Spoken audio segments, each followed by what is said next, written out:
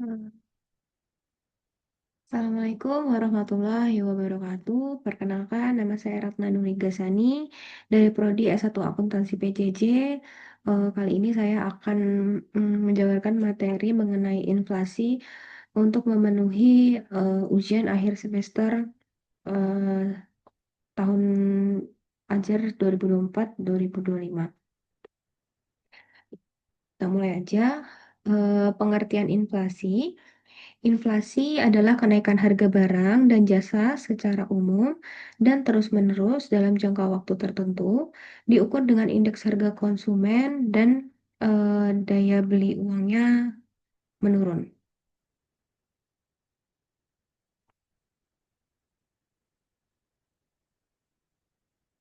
Kemudian jenis-jenis inflasi berdasarkan tingkat keparahannya.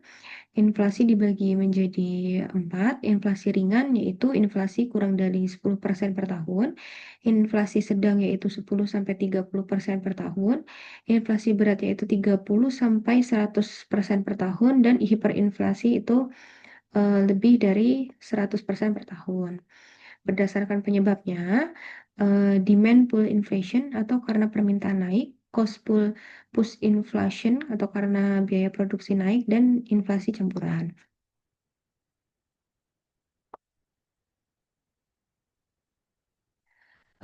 Penyebab inflasi, peningkatan permintaan agregat ke agregat, kenaikan biaya produksi atau upah bahan baku, ekspektasi inflasi, peredaran uang berlebih, dan faktor eksternal seperti harga impor.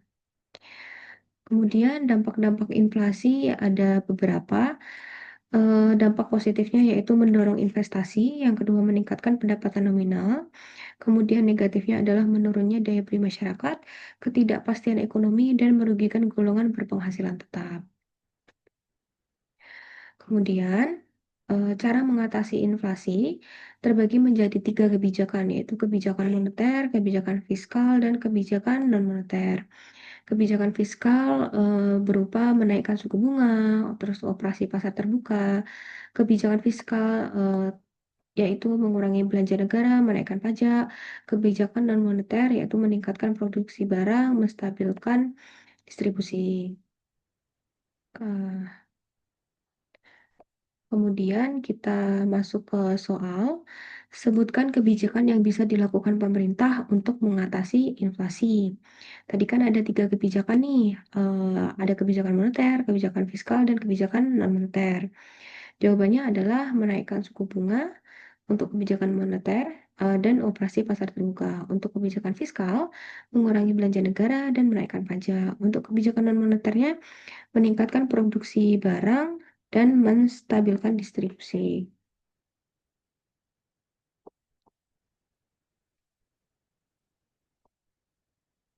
Oke, kemudian saya akan menampilkan materi inflasi.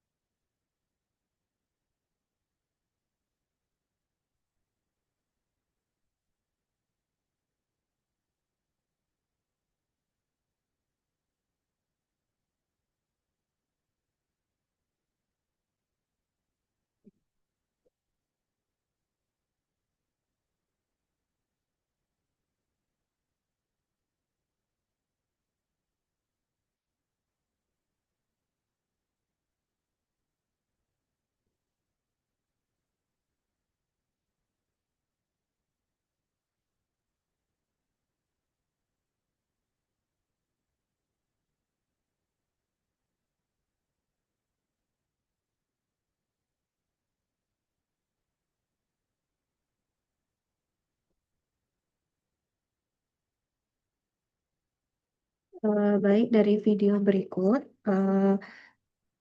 sama seperti PowerPoint yang sudah saya jelaskan. Baik, materi selanjutnya kita akan membahas mengenai kurs valuta asing. Mari kita saksikan video berikut.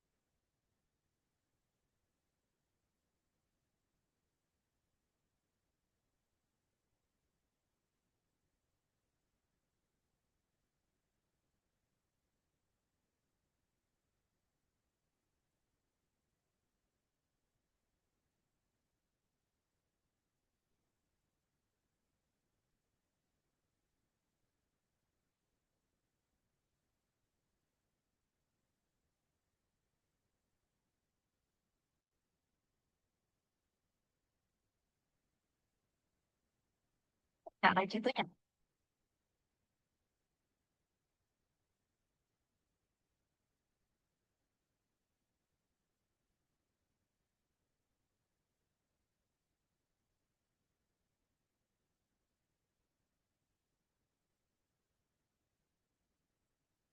Baik, materi selanjutnya adalah tentang valuta asing ya. Mari kita bahas mengenai valuta asing. Jadi dari video berikut, apa sih valuta asing itu? Pengertian kurs valuta asing. Kurs valuta asing atau nilai tukar adalah harga satu mata uang terhadap mata uang lainnya. Contoh, 1 USD sama dengan Rp16.000. Artinya, untuk memperoleh 1 dolar Amerika, seseorang perlu menukarkan Rp16.000. Kemudian, fungsi nilai tukar untuk perekonomian. Yang pertama, menjadi alat tukar dalam perdagangan internasional. Yang kedua, menjadi indikator daya saing produk dalam negeri. Yang ketiga, mempengaruhi inflasi, ekspor impor, dan rasa pembayaran. Kemudian jenis-jenis kurs valuta asing. Terdapat kurs nominal, kurs real, dan kurs efektif. Pengertiannya adalah, kurs nominal adalah nilai tukar yang digunakan dalam transaksi pasar valuta asing. Kurs real atau real exchange rate adalah telah disesuaikan dengan perbedaan tingkat harga antar dua negara. Yang selanjutnya adalah kurs efektif. Kurs efektif adalah rata-rata tertimbang dari kurs terhadap terhadap sejumlah mitra dagang utama. Kemudian sistem kurs. Terdapat 3 sistem kurs, yaitu sistem kurs tetap atau fixed exchange rate. Exchange rate adalah kurs yang ditetapkan oleh pemerintah atau bank sentral. Bank sentral melakukan intervensi untuk menjaga kestabilan kurs dan contohnya sistem Bretton Woods. Kemudian sistem kurs mengambang atau floating exchange rate. Kurs yang ditentukan oleh mekanisme pasar berdasarkan permintaan dan penawaran valuta asing. Tidak ada intervensi langsung dari otoritas moneter dan fluktuasi kurs lebih besar. Kemudian yang ketiga adalah sistem kurs mengambang terkelola atau managed float. Pemerintah membiarkan kurs mengambang, namun sesekali melakukan intervensi untuk menstabilkan nilai tukar. Kemudian, menurut The Mandel atau Fleming Model, The Mandel-Fleming Model merupakan perluasan model ISLM untuk perekonomian terbuka dengan mobilitas modal yang sempurna.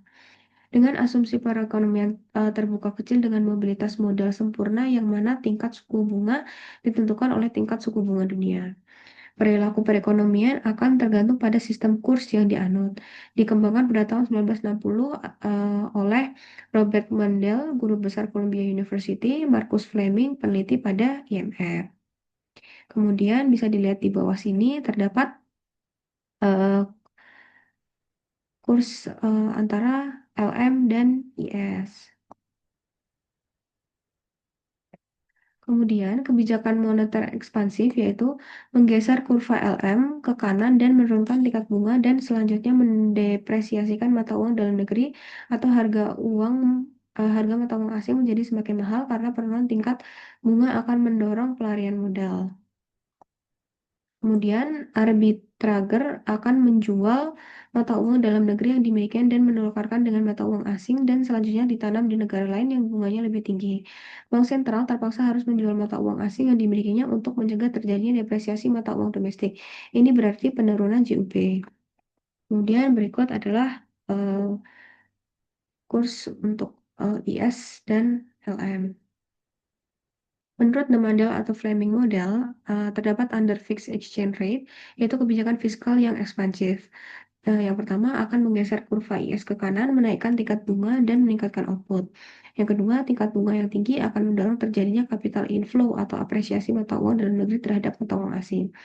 Yang ketiga, untuk mempertahankan kurs bank sentral dan membeli valuta asing sehingga MS meningkat dan tingkat bunga turun kembali seperti semula. Kemudian faktor-faktor yang mempengaruhi pergerakan kurs yaitu ada permintaan penawaran, kemudian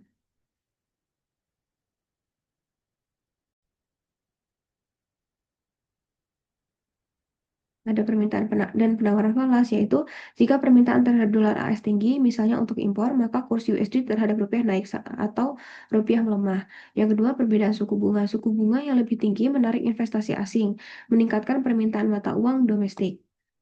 Kemudian yang ketiga, inflasi. Negara dengan inflasi tinggi cenderung memiliki mata uang yang terdepresiasi terhadap negara lain. Yang keempat, neraca perdagangan transaksi berjalan. Surplus ekspor sama dengan permintaan falas rendah sama dengan nilai tukar stabil atau menguat. Defisit sama dengan permintaan falas naik sama dengan depresiasi mata uang. Kemudian yang kelima, arus modal atau capital flow. Investasi portofolio atau langsung mempengaruhi permintaan mata uang domestik. Kemudian yang keenam, stabilitas politik dan ekonomi. Negara yang stabil secara politik dan ekonomi lebih percaya mata uang cenderung menguat. Kemudian, dampak perubahan nilai tukar terhadap ekonomi makro. Eee, jika kursnya apresiasi, ekspor, akan lebih mahal, nilai impor akan lebih murah, inflasi turun, inflasi naik dan potensi menurun. Kemudian depresiasi, nilai ekspor lebih murah, nilai impor lebih mahal, untuk inflasinya menurun, untuk potensinya naik. Peran bank sentral dalam pengelolaan kurs. Peran bank sentral dalam pengelolaan kurs menentukan suku bunga untuk mengelola arus modal dan mengelola cadangan devisa atau falas untuk kebutuhan intervensi dan impor. Terima kasih.